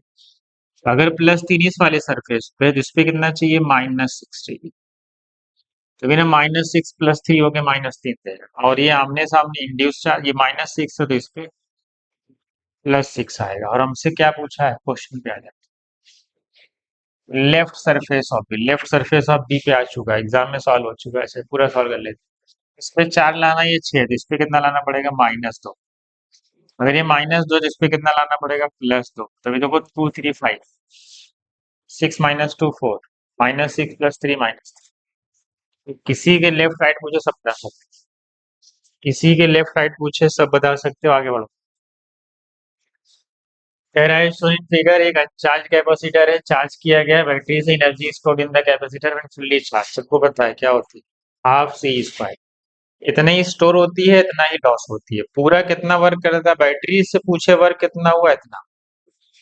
बैटरी वर्क इतना करती है, इतना स्टोर होता है, और इतना ये कनेक्टिंग वायर से लॉस हो जाता है, जितना ही हुआ है। ठीक है, मैंने वोल्टेज को ही लिया है, कोई मसला नहीं। ठीक है, आगे बढ़े हैं। ये तो आसान है, थ्योरी था भाई। चलो इसका बताओ फटाक से सॉल्व करके तो देखें। क्या कह रहा है भाई? Charge on the condenser having capacity, इसमें चार्ज पूछा है इसमें। ये 6 वोल्ट है, जिसके क्रॉस में कितना आएगा? पैरेलल में तो 6 वोल्ट। ये दोनों पैरेलल में, ये 3 माइक्रोफैराड है, वो दोनों पैरेलल में ऐड कर दो, कितने हो गए? 3 माइक्रोफैराड है और दोनों पैरेलल में, तो 7 हो गए। 6 वोल्ट इन्हीं दोनों पे डिवाइड करना है, बताओ।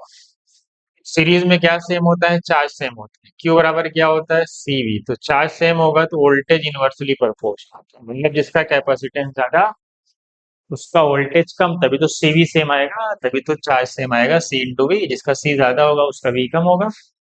अगर मैं इसके क्रॉस निकालूं, क्योंकि मुझे इसी से मतलब है, क्योंकि इसी का पूछा है। मैं इसको V2 मान लेता हूँ और इसको V1, तो मैं V1 नहीं निकालूंगा, मुझे जो चाहिए वो निकालूंगा, मुझे V2 चाहिए। इनवर्स है C के, मतलब 3 के 3 ऊपर होगा upon total, 3 + 7 into total voltage कितना है बैटरी का? 6। कितना है भाई? 6 3 = 18, 18/10। ये वोल्टेज आ गया, मतलब 9/5। ये तो आया मेरा वोल्टेज किसके अक्रॉस? ये दोनों पैरेलल में है, दोनों का वोल्टेज उतना ही रहेगा जितना वो आया है। मुझे पूछा है चार्ज, चार्ज कितना होता है भाई?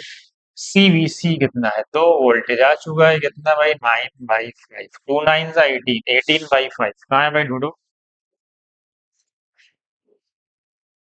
इसका भी क्या होगा? इसका भी वोल्टेज कितना होगा, उतना ही, क्योंकि पैरेलल में अगर इसके अक्रॉस पूछता तो 5 × 9/5।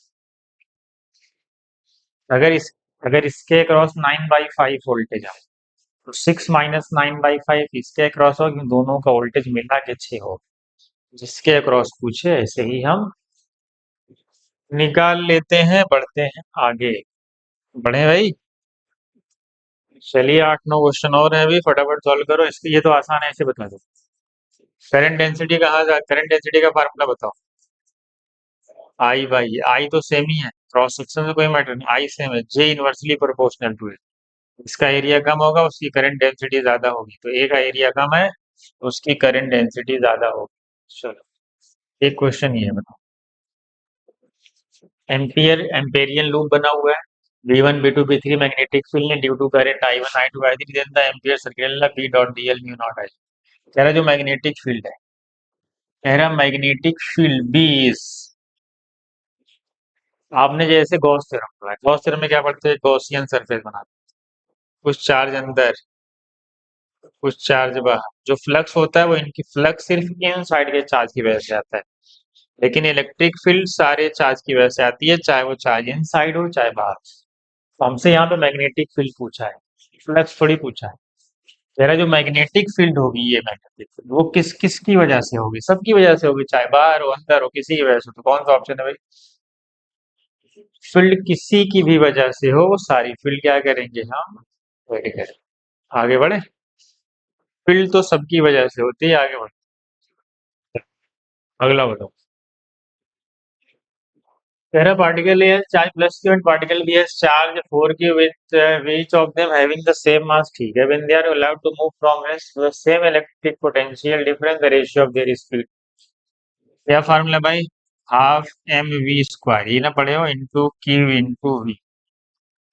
स्पीड का फार्मूला यहाँ से आएगा, वी का फार्मूला क्या है भाई, √2qv/m। अब जो जो सेम है उसको हटा देते हैं। क्या क्या सेम है, चार्ज अलग है, मास सेम है, मास सेम है, और सेम पोटेंशियल डिफरेंस। मास भी सेम, पोटेंशियल भी सेम, टू भी सेम, सिर्फ स्पीड किस बात पे डिपेंड करेगी, चार्ज पे।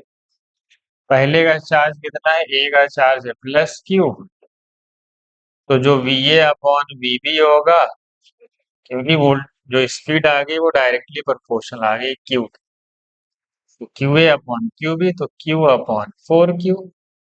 तो क्यू से क्यू हट गया, टू बाहर आ जाएगा, मतलब 1:2 आ जाएगा। हमारा आंसर है सी।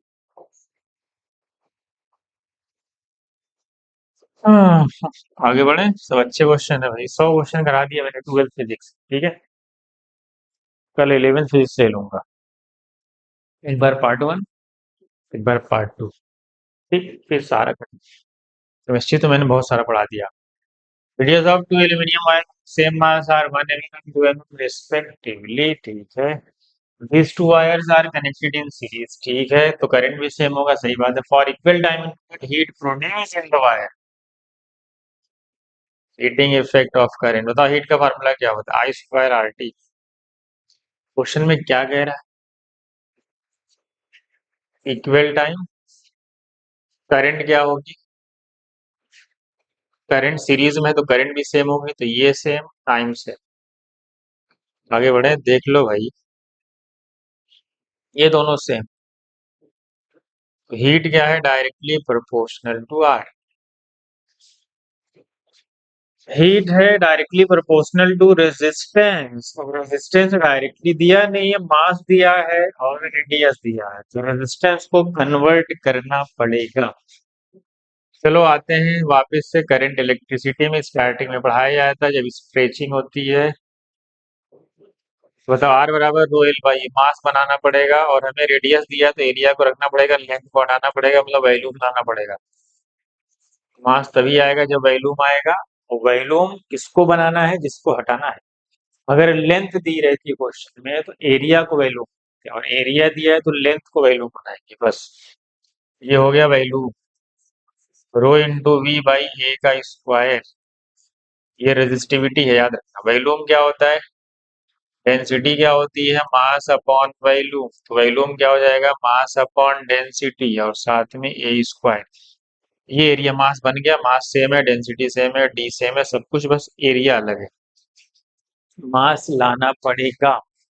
क्वेश्चन नीट में आया हुआ पीवाईक्यू में कभी भी रिपीट हो सकता है, जहाँ पे मास के साथ हम रिलेट करते हैं, ध्यान देना।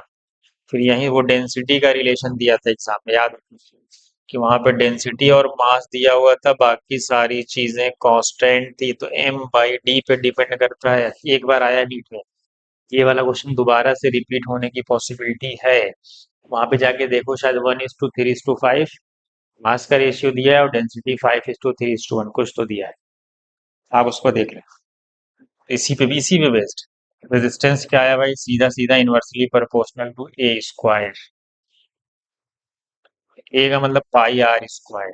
एरिया क्या होता है, एरिया होता है पाई आर स्क्वायर, पूरे का फिर स्क्वायर, मतलब रेजिस्टेंस आ गया इनवर्सली प्रोपोर्शनल टू आर की पावर 4। इसका मतलब है कि जो मेरा H1/H2 होगा वो इनवर्स है, तो बराबर हो जाएगा R2 की पावर 4 अपॉन R1 की पावर 4। R2 कितना है, 2 mm है, यहाँ 2 रख दो, 2 की पावर 4, और यहाँ 1 mm है तो 1 रख दो, 1 की पावर 4, 2 की पावर 4 16:1। ये भी अच्छा क्वेश्चन था, ठीक है, ये भी एक अच्छा क्वेश्चन है। आगे बढ़े, मैंने कहा ये वाले रिलेशन पे एक बार आया है, मास और डेंसिटी देके बाकी चीजें कांस्टेंट रख दिया उसने। ये फार्मूला है, आपको पता है ना। मैं आपको एक रिलेशन देता हूँ।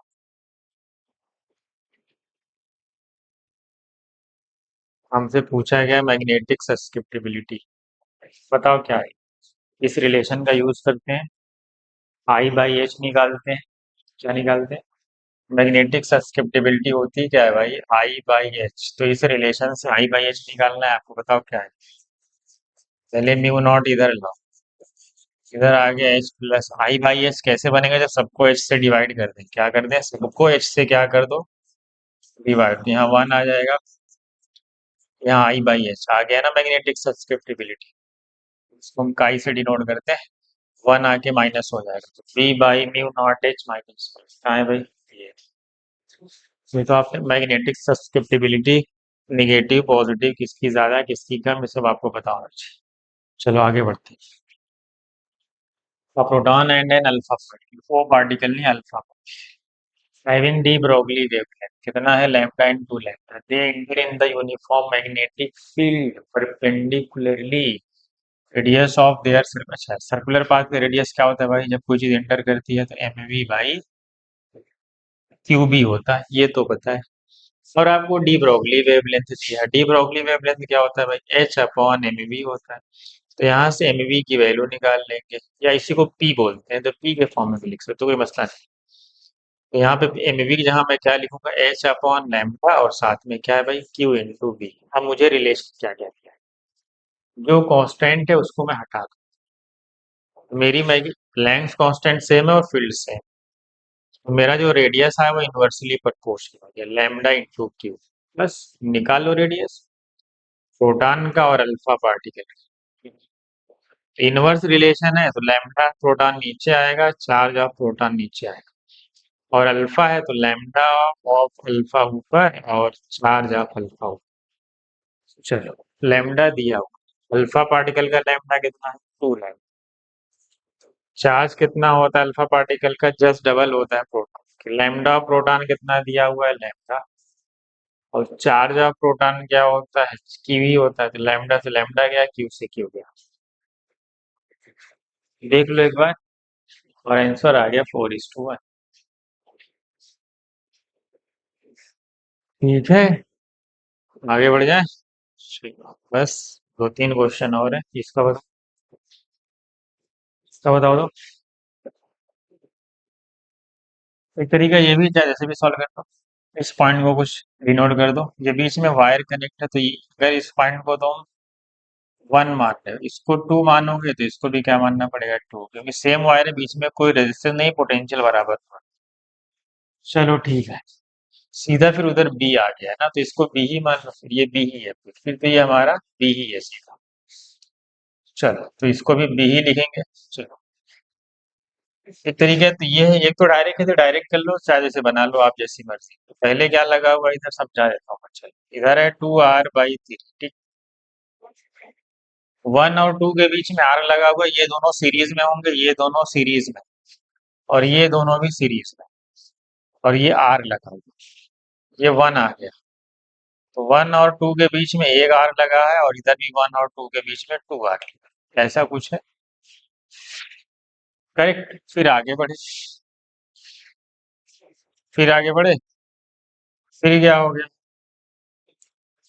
फिर आगे बढ़े तो फिर आ गया 2, तो यहाँ पे 2 मान लेंगे। तो फिर 2 और b के बीच में भी 2r लगा हुआ है, फिर 2 और b के बीच में भी इधर b है आपका, क्योंकि ये दोनों सीरीज में है, तो ऊपर कितना है 2r है, और ये r।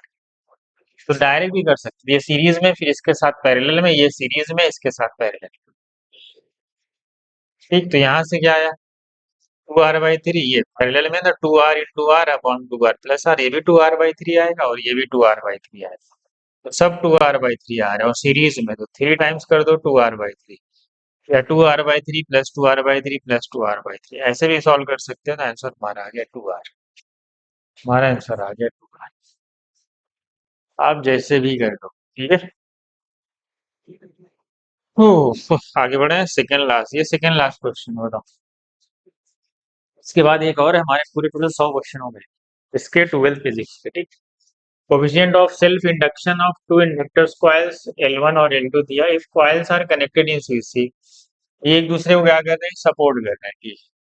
And the resultant inductance कितना है, 80 milli henry, then the value of mutual inductance, ये दोनों एक दूसरे को क्या कर रहे हैं, सपोर्ट कर रहे हैं। तो हमारा जो एल इक्विवेलेंट होगा, तो क्या होगा भाई, L1 plus L2 plus 2m लगाना पड़ेगा, क्योंकि सीरीज में है और सपोर्टिंग भी है।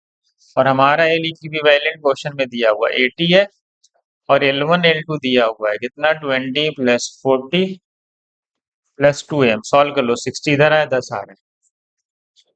ठीक है, ये तो आसान है, आसान। आगे बढ़े आखिरी क्वेश्चन की तरफ। चलो, ये आखिरी क्वेश्चन क्या कह रहा है, at what angle will a ray of light be incident on one surface of an equilateral prism। ये एक इक्विलेटरल प्रिज्म है, सारे एंगल 60 हैं, तो ये भी 60 ही होगा, ठीक है। So that the emergent ray grazes, अच्छा है, यहाँ पे कोई लाइट पड़ी है, ठीक है, पड़ी होगी, फिर ये थोड़ा सा बेंड होगी, डेंसर में जाएगी, कह रहा है फिर ये ग्रेस करके, मतलब नहीं निकली, मतलब ऐसे जा रही है। ये नॉर्मल होगा आपका, ये भी नॉर्मल होगा। एंगल ऑफ इंसिडेंस है, इसको हम R1 मानते हैं, इसको मैं R2 मानता हूँ, और ये ग्रेस कर गया, मतलब ये एंगल है 90 डिग्री, ठीक। तो इमरजेंट एंगल जो है, वो इमरजेंट ई की वैल्यू कितनी है, 90। क्वेश्चन में यही गिवन है। अगर मैं यहाँ पे स्नेल्स लॉ लगाऊं, है ना क्वेश्चन में म्यू कितना है, 2 है, तो रखो, अगर मैं यहाँ पे स्नेल्स लॉ लगाऊं इस सरफेस, तो लिखूंगा mu into sine R2 is equal to mu, mu बाहर एयर है, बाहर एयर, तो क्या आएगा, साइन 91 है। तो मुझे म्यू दिया है, तो साइन 91, म्यू नीचे आ गया 2, तो बताओ साइन R2 की वैल्यू क्या आ गई, 1/2। R2 कितना हो गया भाई, 30 डिग्री, पता चल गया मुझे। मुझे पता चल गया है कि R2 30 डिग्री है, उसमें पता है R1 प्लस R2 की वैल्यू एक के बराबर है। ठीक, R1 कितना है भाई, R1 निकालना है, R2 कितना है 30, और एंगल ऑफ प्रिज्म तो इक्विलेटरल से 60 होगा, तो R1 की वैल्यू कितनी आ गई, 30। यहाँ पे इसमें ऐसा लगा, तो बाहर एयर है, तो 1 इंटू साइन आई, म्यू कितना है, 2 इंटू साइन आर कितना है भाई, साइन 30। तो साइन आई की वैल्यू कितनी होगी, 2 इंटू साइन 30, 1 हो जाएगा, क्योंकि साइन 30 है, वो साइन आई 1 कब होगा, जब आई की वैल्यू 90, मतलब इसको कैसे टकराना पड़ेगा, इस सरफेस पे परपेंडिकुलर इंटर करना पड़ेगा 90 डिग्री, तब जाके ये इस इक्विलेटरल प्रिज्म पे ग्रेस कर पाएगा, जब एंगल ऑफ, समझ गए। ये था हमारा फाइनल और लास्ट क्वेश्चन, कैसा लगा भाई। हमने 2 पार्ट में इसको कंप्लीट कर लिया, ठीक। पहले पार्ट में 50 किया था, आज 50 कर लिया। 12th फिजिक्स खत्म, ठीक। 50-50 6 क्वेश्चन हमने कर लिए। 11th फिजिक्स ले लेंगे फटाफट। चलो, आज के लिए इतना ही। चलिए, सब रिवाइज कर लें आप फटाफट, कुछ नया पढ़ने का टाइम थोड़ी है आपके पास, जो भी आपने पढ़ा है अब सारी चीज़ों को आप फटाफट 2-3 दिन जो बचे हैं उसमें रिवीजन करिए बस।